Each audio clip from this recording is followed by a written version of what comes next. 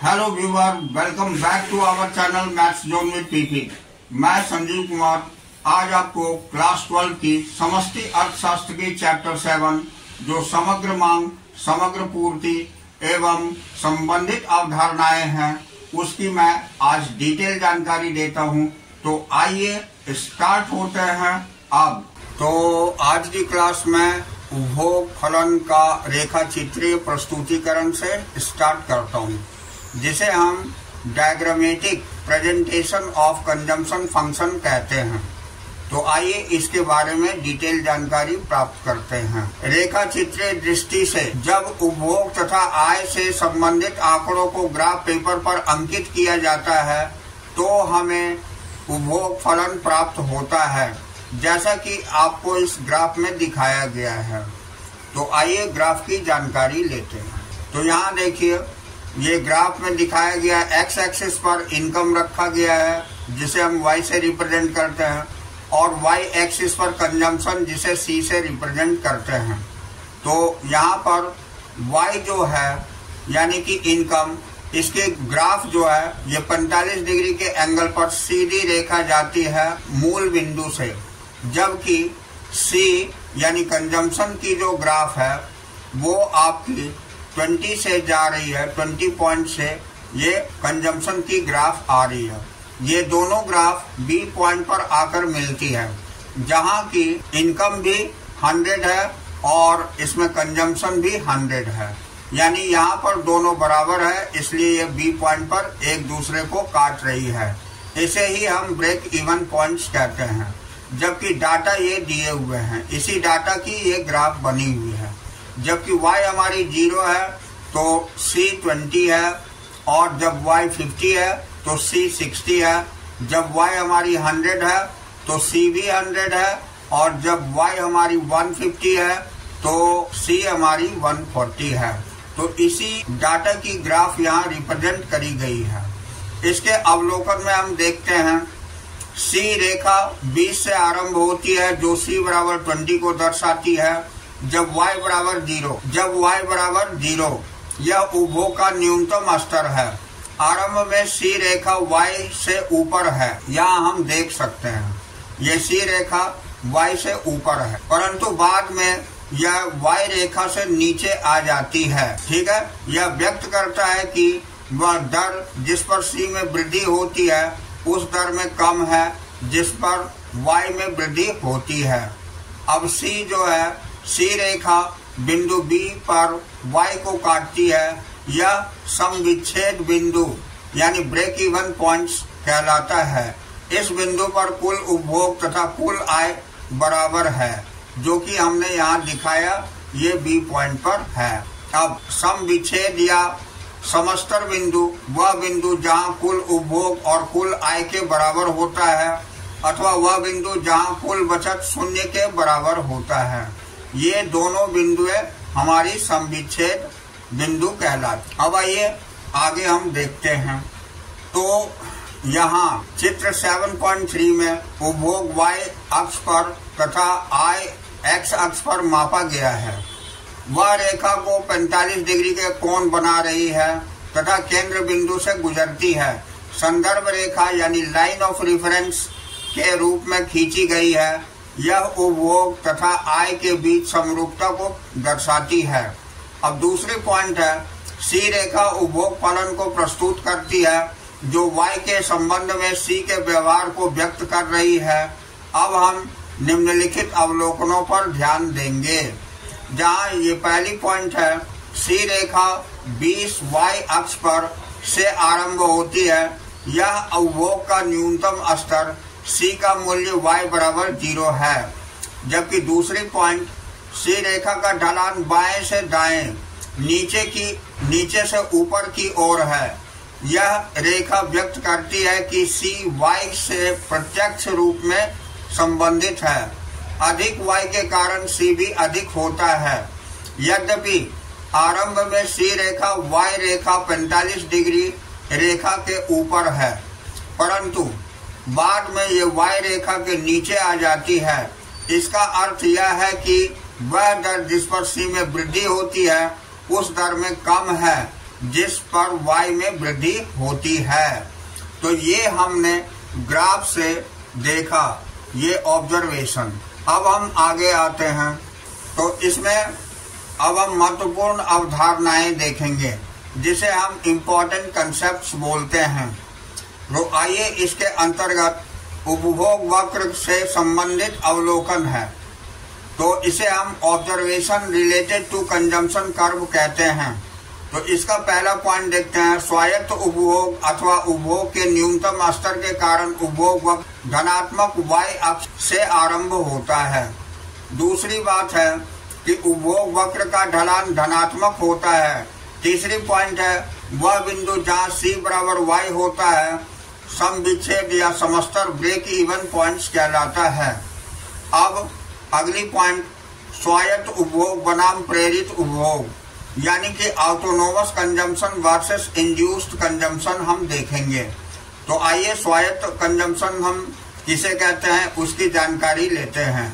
तो स्वायत्त उपभोग आय के स्तर से स्वतंत्र होता है अथवा स्वायत्त उपभोग C का वह मान है जब Y बराबर 0 होता है, और प्रेरित उपभोग C का वह मान है जो Y यानी आय के विभिन्न मानों के अनुरूप होता है। जब Y बढ़ रहा है तब आय बढ़ रही होती है, तो हम अधिक खर्च करने के लिए प्रेरित होते हैं। तो ये हमारे इम्पोर्टेंट कंसेप्ट्स थी। अब हम अगला पॉइंट देखते हैं। तो अगला पॉइंट है हमारी C रेखा उपभोग फलन का ढलान, सीमांत उपभोग प्रवृत्ति, जिसे हम स्लोप ऑफ C लाइन यानी कंजम्पशन फंक्शन की लाइन कहते हैं, और मार्जिनल प्रोपेंसिटी टू कंज्यूम कहते हैं। तो इसमें दिखाया गया है C रेखा जो उपभोग फलन को व्यक्त करती है के ढलान में कुछ विस्तार की आवश्यकता है। इससे अभिप्राय उस दर से है जिस पर Y के एक दी गई वृद्धि के फलस्वरूप C में वृद्धि होती है। यह अतिरिक्त आय के उस अनुपात को दर्शाता है जिसका उपभोग किया जाता है। अब दूसरी पॉइंट देखते हैं, इसे डेल्टा C यानी C में वृद्धि तथा डेल्टा Y में वृद्धि के बीच के अनुपात के रूप में मापा जाता है। यह सीमांत उपभोग प्रवृत्ति marginal propensity to consume MPC कहलाती है। अब यहाँ चित्र में MPC के अवलोकन आकलन का C रेखा पर ढलान के रूप दर्शाता है। ये हम ग्राफ में देखेंगे। तो यहाँ देखिए, यहाँ पर फिर हमारी ग्राफ Y यानी इनकम वर्सेस कंजम्पशन के द्वारा ली गई है। इसमें C की दिखाई गई है, ये 20 से शुरू होती है और ये 140 तक जाती है, और इसमें 100 पर ये दिखाया गया है कि जब इनकम भी हमारी 100 है तो कंजम्पशन भी 100 है, यहाँ बराबर हो जाती है। और यहाँ कंजम्पशन आपको दिखाया गया है C पॉइंट पर, ये 140 है। तो ये डेल्टा C यहाँ दिखाया गया ये 40 है, जबकि डेल्टा Y यहाँ 50 है। अब यहाँ अवलोकन दिखाया गया है स्लोप ऑफ C लाइन, जिसे हम delta C upon delta Y करते हैं, तो ये 40/50 हो जाएगा, ये 0.8 आ जाएगी। यानी ये delta C upon delta Y 40/50 that is equal to 0.8। अब यहाँ देखिए क्या दिखाता है, ये रेखा चित्र 7.4 दर्शाता है कि जब Y 100 से 150 तक बढ़ता है तब C 100 से 140 तक बढ़ता है। इसलिए डेल्टा C बराबर 40 और डेल्टा Y बराबर 50 है। अब MPC यानी C रेखा की ढलान को कहते हैं delta C upon delta Y, जो कि अभी हमने ऊपर देखा 40/50 यानी 0.8 हो जाती है। यह दर्शाता है कि आय के प्रत्येक अतिरिक्त रुपए में 80% उपभोग व्यय का खर्च होता है।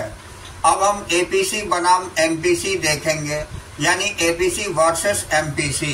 तो यह ध्यान देने की आवश्यकता है कि APC औसत उपभोग प्रवृत्ति तथा MPC सीमांत उपभोग प्रवृत्ति अलग अलग अवधारणाएं हैं। भले ही जब दोनों उपभोग तथा आय के बीच के अनुपात को प्रकट करती है, यह अंतर इस प्रकार है। APC कुल उपभोग तथा कुल आय के बीच का अनुपात है, जबकि MPC अतिरिक्त उपभोग तथा अतिरिक्त आय के बीच का अनुपात है। यानी आप एपीसी बराबर C/Y लिख सकते हैं, ये उपभोग बटे आय। जबकि एमपीसी बराबर आप लिख सकते हैं डेल्टा सी उपभोग में परिवर्तन अपॉन डेल्टा वाई, ये आप लिख सकते। अब चित्र 7.4 में y बराबर 150 और c बराबर 140 है, तो एपीसी हमारी 140 बटे 150 हो जाएगी, जिसको डिवाइड करेंगे तो ये 0.933 आ जाएगी। और फिर 7.4 में ही डेल्टा y 50 है और डेल्टा c 40 है, तो एमपीसी 40/50 ये 0.8 हो जाएगी।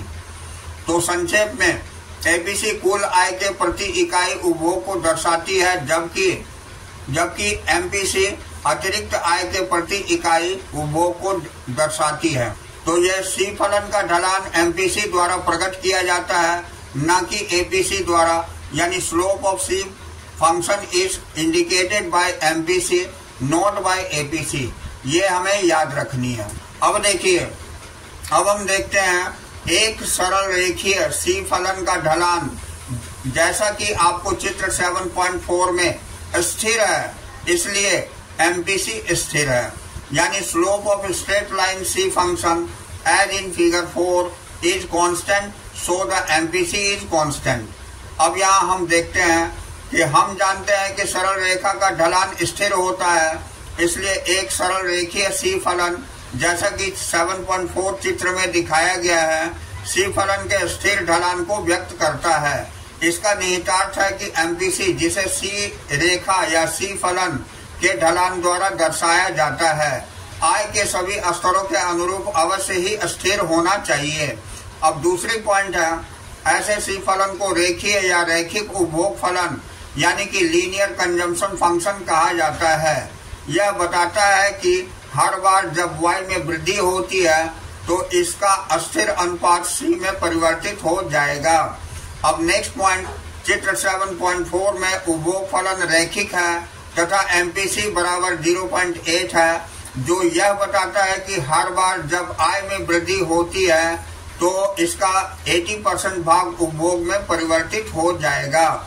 अब नेक्स्ट तालिका 7.4 आय तथा उपभोग स्तरों में परिवर्तन के संदर्भ में एपीसी तथा एमपीसी के मूल्यों को दर्शाती है।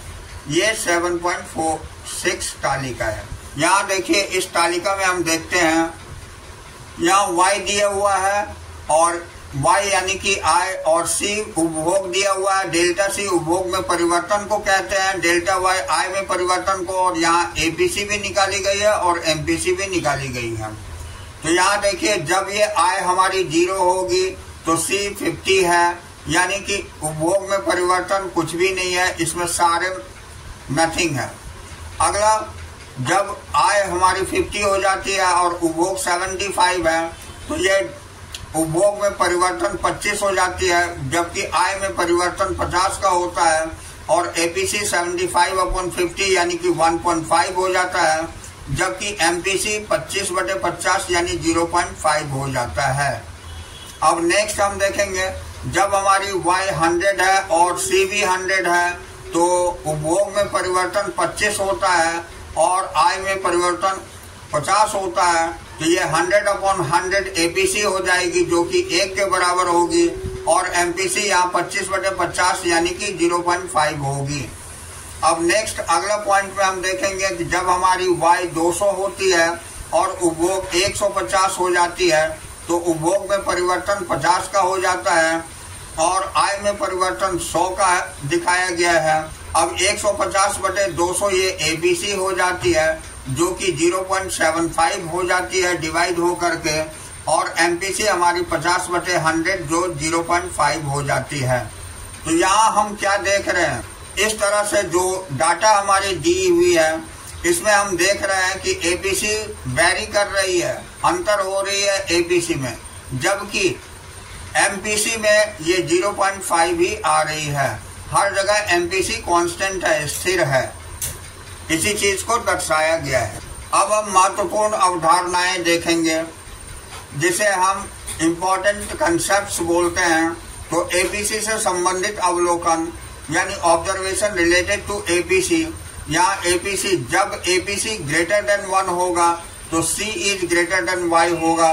जब APC बराबर 1 होगा तो C is equal to Y होगा। जब APC लेस देन 1 होगा तो C is less than Y होगा।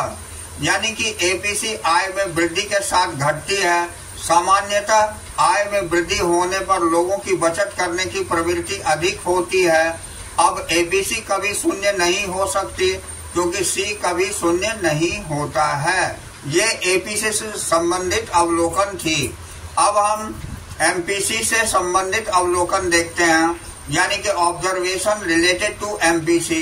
तो यहाँ MPC बराबर delta C upon delta Y होती है, जहाँ MPC का मूल्य 0 है और 0 और 1 के बीच होता है MPC की वैल्यू। अब डेल्टा C बराबर डेल्टा Y तो MPC 1 होगी। यह यदि सारी अतिरिक्त आय को खर्च कर दिया जाए तो डेल्टा C बराबर डेल्टा Y हो जाएगी, जो MPC 1 के बराबर हो जाएगी। अब यदि सारी अतिरिक्त आय को बचा लिया जाए तो डेल्टा C बराबर 0 और MPC बराबर 0 होगी। अब नेक्स्ट है MPC उपभोग वक्र का ढलान है। अब अगली पॉइंट, यदि MPC स्थिर है तो उपभोग वक्र रेखीय है, यानी MPC कांस्टेंट होगी तो उपभोग वक्र हमारी एक सरल रेखीय होगी। यहाँ हमें APC तथा MPC की गणना से संबंधित कुछ संख्यात्मक उदाहरण दिए गए हैं, जो कि फॉर्मूला ऊपर दी गई है। इसी फॉर्मूला को आप लगाते जाएंगे, ये आराम से बनती जाएगी।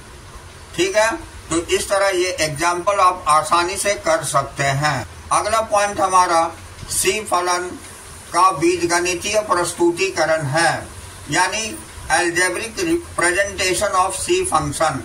तो आइए इसे डिटेल से जानते हैं। तो पहली पॉइंट है, बीजगणितीय रूप में उपभोग फलन को निम्नलिखित समीकरण द्वारा व्यक्त किया जाता है, यानी कि C बराबर C के ऊपर बार प्लस BY होती है। इस समीकरण में C बार से अभिप्राय उपभोग के न्यूनतम स्तर से है। अब यह उपभोग का वह मूल्य है जब Y बराबर 0 होती है। अब प्राचाल B से अभिप्राय उस दर से है जिस पर Y के वृद्धि होने पर फलस्वरूप C में वृद्धि होती है। यह delta C upon delta Y के बराबर है। यह C फलन का ढलान है, जिसे सीमांत उपभोग प्रवृत्ति यानी मार्जिनल प्रोपेंसिटी टू कंज्यूम भी कहते हैं। अब प्रचाल Y से अभिप्राय I से है, जबकि 7.4 फिगर ये दर्शाता है C बार बराबर 20 और MPC बराबर 0.8। इस मूल्यों का प्रयोग करके हम उपभोग फलन के समीकरण को निम्न प्रकार से लिख सकते हैं, यानी हम लिख सकते हैं C बराबर 20 प्लस 0.8Y। अब यह समीकरण Y के विभिन्न मूल्यों के अनुरूप C के मूल्यों का अनुमान लगाने से हमें सक्षम बनाता है। Y के मूल्यों को क्रमशः 50, 100 और 150 लेकर, जैसा कि तालिका में दिखाया गया है 7.5 में, हम C के अनुरूप मूल्यों का अनुमान लगा सकते हैं, जो इस प्रकार है। C बराबर 20 प्लस 0.8Y ये दिया है। तो जब Y बराबर 0 होगी तो ये 20 प्लस 0.8 इंटू 0 यानी कि 20 हो जाएगी। जब Y बराबर 50 होगी तो ये 20 प्लस 0.8 इंटू 50 यानी 20 प्लस 40 ये 60 हो जाएगी। जब Y बराबर 100 होगी तो ये 20 प्लस 0.8 इंटू 100 यानी 20 प्लस 80 ये 100 हो जाएगी। और जब Y बराबर 150 तो ये 20 प्लस 0.8 इंटू 150 यानी 20 प्लस 120 ये 140 हो जाएगी। तो इस तरह आप लोग उपभोग फलन भी निकाल सकते हैं। अब अगली पॉइंट हम देखते हैं। हमें ज्ञात हुआ कि उपभोग के अनुमानित मूल्य वास्तविक मूल्यों के बिल्कुल समान है, जैसा कि तालिका 7.5 में दिखाई गई है। अतः C बार B और Y के मूल्य ज्ञात करने पर हम C का मूल्य प्राप्त कर सकते हैं। अब यहाँ पर इससे संबंधित कुछ उदाहरण दिए हुए हैं। यहाँ उपभोग फलन का निपटान से एग्जाम्पल दिए हुए हैं, जिसे आप इस फॉर्मूले पर डाल करके आप आराम से निकाल सकते हैं। अब हम बचत फलन पर चलते हैं, जिसे हम सेविंग फंक्शन कहते हैं। तो आइए इसकी डिटेल जानकारी लेते हैं। तो बचत फलन की अवधारणा, इसमें ये पॉइंट्स पढ़ेंगे। कंसेप्ट ऑफ सेविंग फंक्शन, तो आइए इसके बारे में जानते हैं। तो आय का यह तो उपभोग कर लिया जाता है या बचत की जाती है, इसलिए y बराबर c प्लस एस होती है। हम पहले ही चर्चा कर चुके हैं कि y के संबंध में c कैसे व्यवहार करता है, यानी उपभोग फलन। जब हम यह चर्चा करते हैं कि y के संबंध में s कैसे व्यवहार करता है, तो बचत फलन यानी s और y के बीच फलनात्मक संबंध यानी फंक्शनल रिलेशनशिप बचत फलन कहलाता है। अब अगली पॉइंट हम देखते हैं। ये एक बार c फलन के निर्दिष्ट होने पर s फलन को आसानी से इनमें से व्युत्पन्न किया जा सकता है, क्योंकि c तथा s i के केवल दो घटक हैं तथा क्योंकि c और s को y द्वारा निर्धारित किया जाता है। आइए एक बार वापस c फलन के सारणीय प्रस्तुतीकरण पर ध्यान केंद्रित करते हैं तथा देखते हैं कि किस प्रकार s फलन को इनमें से व्युत्पन्न किया जा सकता है, यानी निकाला जा सकता है। तो यहाँ हम देख रहे हैं ये c फलन दिया हुआ है इस तालिका के अंतर्गत। ये c फंक्शन इसे बताते हैं। तो ये y यानी कि इनकम दी हुई है, जो हमारी 0 है, तो हमारी ये कंजम्पशन 20 है, जबकि इनकम हमारी यानी y 50 है, तो ये c यहाँ 60 हो जाती है। जब y हमारी 100 है तो c भी 100 है, और जब y हमारी 150 है तो ये 140 हो जाती है। अब s फलन का हम देखते हैं c फलन से व्युत्पन्न कैसे किया जा सकता है, ये बताया गया है। तो यहाँ देखिए y जब हमारी 0 है तो y माइनस c, ये हमारी 0 माइनस 20 हो जाती है, ये माइनस 20s हो जाती है। अब जब हमारी y 50 है तो ये 50 माइनस 60 यानी कि माइनस 10 हो जाती है। जब हमारी 100 है तो ये 100 माइनस 100 यानी कि ये 0 हो जाती है s। जब हमारी y 150 तो y माइनस c 100 माइनस 140 हो जाती है, जो प्लस 10 हो जाती है। तो इस तरह हम s फलन प्रकट कर सकते हैं। अब यहाँ s बराबर माइनस 20 जब y बराबर 0 है, क्योंकि c बराबर 20 और y बराबर 0 है, इसे हम दर्शा रहे हैं। हम जानते हैं कि c प्लस s बराबर y होता है, तो इस प्रकार यदि c 20 तो y बराबर 0 तो s बराबर माइनस 20 हो जाएगा। क्योंकि s बराबर y माइनस c होती है, तो s में वृद्धि होती है तो y में वृद्धि होती है। इसका अर्थ यह है कि s और y प्रत्यक्ष रूप से संबंधित है।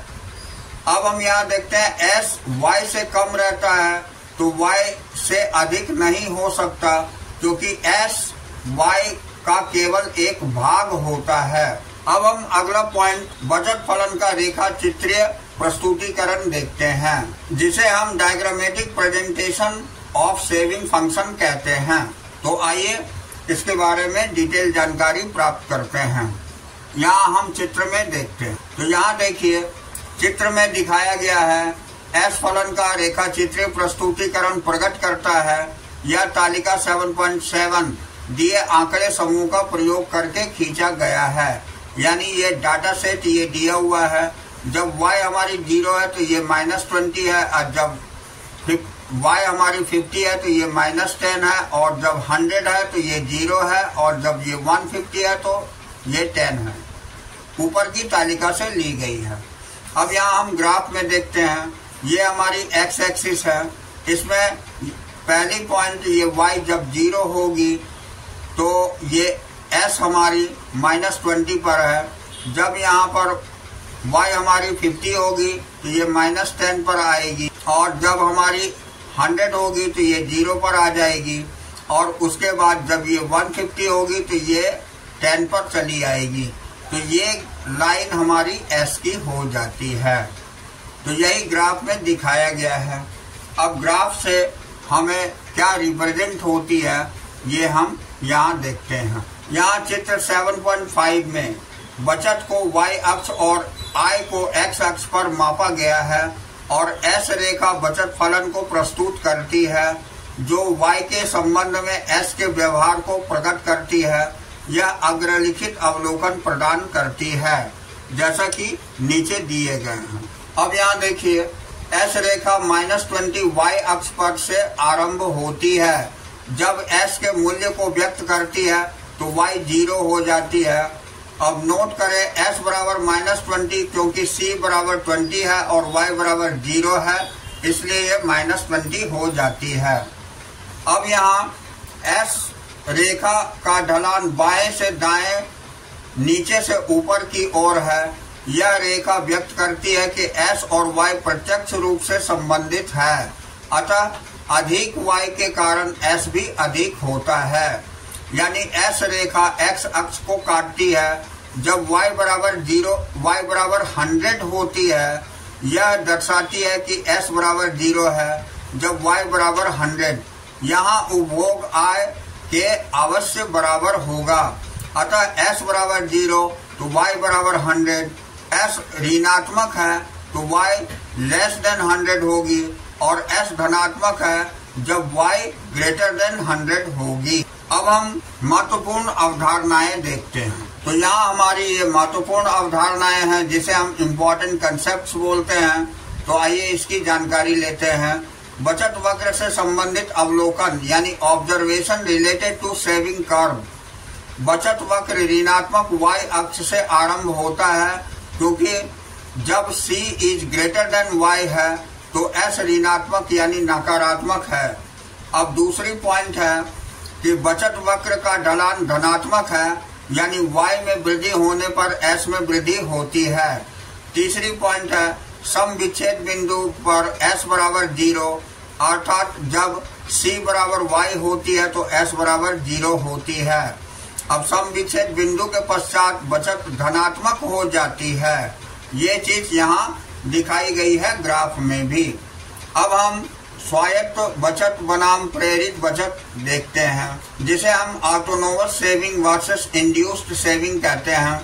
तो यहाँ स्वायत्त बचत आय के स्तर से स्वतंत्र होती है अथवा स्वायत्त बचत S का वह मान है जब y बराबर 0 होता है। इस प्रकार यदि स्वायत्त C बराबर 20 है तो स्वायत्त S बराबर -20 हो जाएगी। और यहाँ प्रेरित बचत S का वह मान होता है जो y के विभिन्न मानों के अनुरूप होता है। जब y बढ़ रहा होता है तब आय बढ़ रही होती है, तो हम अधिक बचत करने के लिए प्रेरित होते हैं। तो ये हमारी महत्वपूर्ण अवधारणाएं थी। अब हम अगली पॉइंट देखते हैं। तो अगली पॉइंट हमारी है S रेखा बचत फलन का ढलान सीमांत बचत प्रवृत्ति यानी स्लोप ऑफ S लाइन यानी saving function marginal propensity to save. यानी हम इसमें देखते हैं S रेखा जो बचत फलन को व्यक्त करती है के ढलान से अभिप्राय उस दर से है जिस पर y में एक दी गई वृद्धि के फलस्वरूप S में वृद्धि होती है, यानी बचत में वृद्धि होती है। अब हम यह अतिरिक्त आय के उस अनुपात को दर्शाता है जिसकी बचत की जाती है। इसे डेल्टा S यानी अतिरिक्त बचत तथा डेल्टा Y यानी अतिरिक्त आय के बीच के अनुपात के रूप में माना जाता है।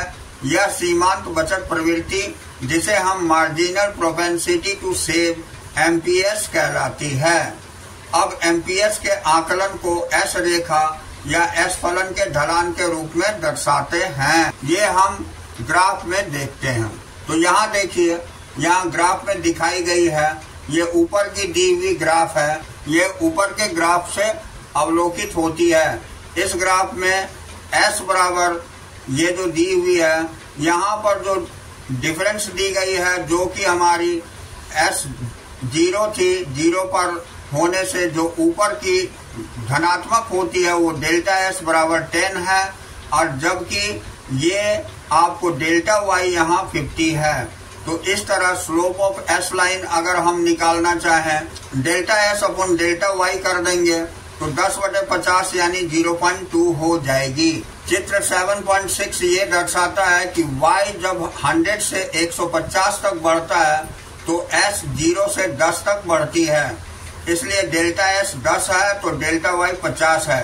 अब MPS यानी s रेखा का ढलान delta s upon delta y जो 10/50 करके हम 0.2 निकाल लिए हैं। तो यह दर्शाता है कि आय के प्रत्येक अतिरिक्त रुपए में से 20% की बचत होती है। यह हमारे सी फलन से बिल्कुल मेल खाता है, जो दर्शाता है कि आय के प्रत्येक अतिरिक्त रुपए में 80% उपभोग व्यय पर खर्च होता है। अब हम एपीएस बनाम एमपीएस देखेंगे, जिसे हम एपीएस वर्सेस एमपीएस कहते हैं।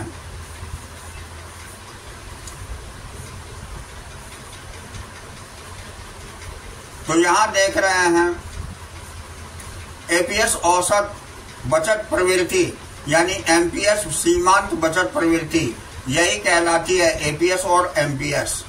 ये अलग अलग अवधारणाएं हैं, जबकि दोनों बचत तथा आय के बीच के अनुपात को प्रकट करती है।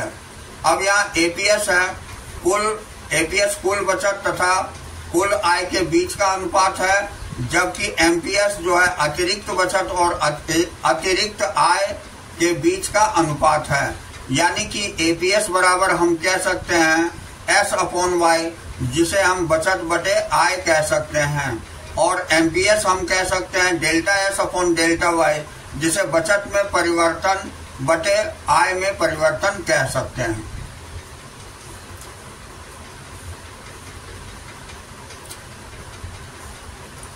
तो यहाँ फिर से चित्र पर आ जाते हैं। चित्र 7.6 में y बराबर 150 थी, जबकि s बराबर 10 था। तो एपीएस अगर हम निकालेंगे तो 10/150 हो जाएगी, जिसको कि डिवाइड करने पर 0.067 आ जाएगी। अब फिर से चित्र 7.6 में जब डेल्टा s 10 थी और डेल्टा y 50 थी, तब एमपीएस बराबर 10/50 यानी 0.2 हो जाती है। अब हम संक्षेप में देखेंगे। तो एपीएस कुल आय की प्रति इकाई बचत को दर्शाती है, जबकि एमपीएस अतिरिक्त आय की प्रति इकाई बचत को दर्शाती है। अब यहाँ हम नोट देखते हैं। तो यहाँ पर हमें ध्यान देने वाली बात यह है कि एस फलन का ढलान एमपीएस द्वारा प्रकट किया जाता है, न कि एपीएस द्वारा। यानी slope of S function is indicated by MPS not by APS, ये ध्यान रखनी है। अब हम अगली पॉइंट पर आते हैं। एक सरल रेखीय एस फलन का ढलान, जैसा कि चित्र 7.6 में है, वो अस्थिर है, इसलिए एमपीएस भी अस्थिर है। यानी slope of a straight line S function as in figure 7.6 is constant, so that MPS is constant.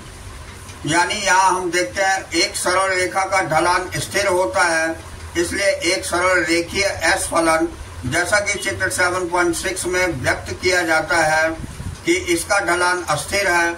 इसका निहितार्थ है कि एमपीएस, जिसे एस रेखा या एस फलन के ढलान द्वारा दर्शाया जाता है, आय के सभी स्तरों के अनुरूप अवश्य ही स्थिर होना चाहिए। अब अगली पॉइंट इसी के अंतर्गत, ऐसे एस फलन को रेखीय या रैखिक बचत फलन यानी लीनियर सेविंग फंक्शन कहा जाता है। यह बताता है कि हर बार जब y में वृद्धि होती है तो इसका एक स्थिर अनुपात s में परिवर्तन हो जाएगा।